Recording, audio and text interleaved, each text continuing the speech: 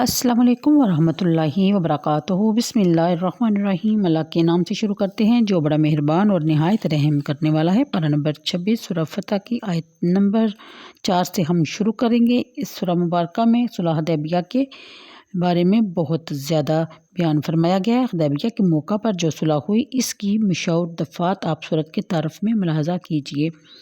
اس معاہدے پر اگر سرسری نظر ڈالی جائے تو یہی پتہ چلتا ہے کہ مسلمانوں نے بہت دب کر صلح کی ہے اور کفار اپنی من مانی شرائط منوانے میں کامیاب ہو گئے ہیں۔ اسی وجہ سے لشکر اسلام کو ان شرائط کا جب علم ہوا تو انہیں بہت گراں گزرا۔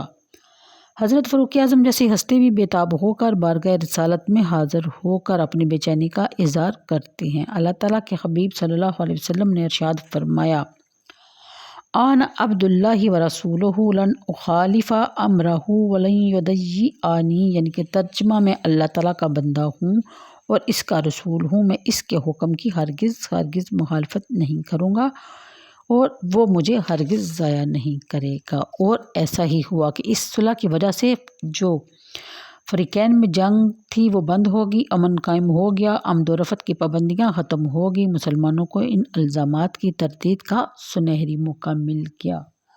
شکوک و شبہات کی کالی گھٹائیں چھٹ گئی، حقیقت اپنے روئے زیبا کے ساتھ آشکارا ہو گئی، غلط پراپیگنڈے کے باعث دلوں پر جمع ہوا غبار دور ہو گیا اور لوگ دھڑا دھڑ دین اسلام کو قبول کرنے لگے۔ چنانچہ اس واقعہ کے صرف 2 سال بعد حضور صلی اللہ علیہ وسلم فتح مکہ کی مہم کے لیے مکہ روانہ ہوئے تو 10,000 جان باز اور سرفروش غلاموں کا لشکر ہمراہ تھا۔ آپ ان آیات کو اب پھر پڑھیے، حقیقت حال روز روشن کی طرح واضح ہو جائے گی۔ اگلی آیت میں اللہ تعالیٰ نے اپنے محبوب کرم صلی اللہ علیہ وسلم کو فتح مبین سے بہرہ کرنے کے ساتھ ساتھ اپنے بے طرفِ احسانات کا ذکر بھی فرمایا۔ اے محبوب، ہم نے اپنی نعمتوں کی انتہا کر دی، دین کو مکمل کر دیا، اسلام کی عظمت کا ڈنکا آفاق عالم میں بج رہا ہے، اس کے غلبہ کی دشمنوں نے بھی تسلیم کر لیا ہے۔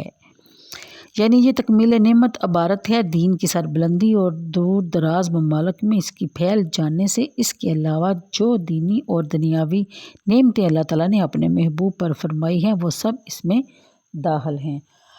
اگلی آیت میں فرائض رسالت کی انجام دہی اور احکام شریعت کی تنفیذ کوئی معمولی کام نہیں، اس میں سر منہ کوتاہی بھی ناقابل برداشت ہے اور سنگین نتائج کا باعث بن سکتی ہے۔ اللہ تعالیٰ فرماتے ہیں کہ اے میرے محبوب، ہم نے آپ کو ان کٹھن، دشوار اور زہر اگداز ذمہ داریوں سے عہدہ بر ہونے کے لیے خود راہ راست تک رہنمائی فرمائی ہے۔ کوئی مشکل راہ میں حائل نہیں ہو سکتی، کوئی اشکال باعث اضطراب نہیں بن سکتا۔ علامہ آلوسی نے بھی یہی تشریح کی ہے۔ اگلی آیت کے مطابق ان انعامات خصوصی کے آخر میں فرمایا وَيَنْصُرَكَ اللَّهُ، یعنی اللہ تعالیٰ آپ کی ایسی نصرت فرمائے گا کہ حضور صلی اللہ علیہ وسلم ہمیشہ کے لیے غالب ہو جائیں گے اور غالب رہیں گے اور کسی قسم کی کمزوری بھی روح پذیر نہیں ہوگی۔ یعنی صلح حدیبیہ کے بعد سرور عالم صلی اللہ علیہ وسلم اپنے جانصاروں کے ساتھ مدینہ طیبہ کی طرف روانہ ہوئے تو راستہ میں سورت کی پہلی آیتیں نازل ہوئی۔ حضور صلی اللہ علیہ وسلم نے ارشاد فرمایا کہ مجھ پر ایک ایسی آیت نازل ہوئی ہے جو مجھے ساری دنیا سے محبوب تر اور عزیز تر ہے۔ حضور صلی اللہ علیہ وسلم نے دوسری آیت پڑھ کر سنائی۔ جب زبان پاک سے لِیَغْفِرَ لَکَ اللَّهُ مَا تَقَدَّمَ مِن ذَنبِکَ وَمَا تَأَخَّرَ کے کلمات طیبات ادا ہوئے تو صحابہ خوشی سے بے قابو ہو گئے، مبارکیں پیش کرنے لگے۔ عرض کی کہ اے اللہ تعالیٰ کے رسول، مبارک صد مبارک، اللہ تعالیٰ نے حضور صلی اللہ علیہ وسلم کو تو بتا دیا جو معاملہ وہ آپ سے فرمانے والے ہیں، ہمارے ساتھ کیسا سلوک کیا جائے گا۔ اس وقت یہ آیت نازل ہوئی۔ یعنی کہ سکینت اس اطمینان اور تسلی کو کہتے ہیں جس سے دل کو قرار آ جائے اور ہر قسم کی قلق اور تشویش کا کما ہو جائے۔ صحابہ کرام کو صلح حدیبیہ سے جو پریشانی اور تشویش تھی جس کے باعث ان کے دل بے چین اور بے قرار تھے، اللہ تعالیٰ فرماتے ہیں کہ ہم نے ان کو مضطرب اور بے چین دلوں میں سکون اور طمانینت کا نور انڈیل دیا۔ وہ اضطراب جس میں وہ بری طرح گرفتار تھے وہ اطمینان میں بدل گیا۔ اگر بنظر غیر دیکھا جائے تو یہ مہم جن مرحلوں سے گزری، ہر مرحلہ بڑا صبر آزما اور ہمت شکن تھا۔ حالات کا دباؤ اتنا شدید تھا کہ کسی قدم پر بھی نظم و ضبط کے بند ٹوٹ سکتے تھے۔ جب زائرین حرم کا یہ قافلہ روانہ ہوا تو منافقوں نے برملا کہنا شروع کر دیا کہ یہ لوگ موت کے منہ میں کودنے جا رہے ہیں۔ تھوڑی سی تعداد اور وہ بھی غیر مسلح، ان کا بچ کر واپس آنا ناممکن ہے۔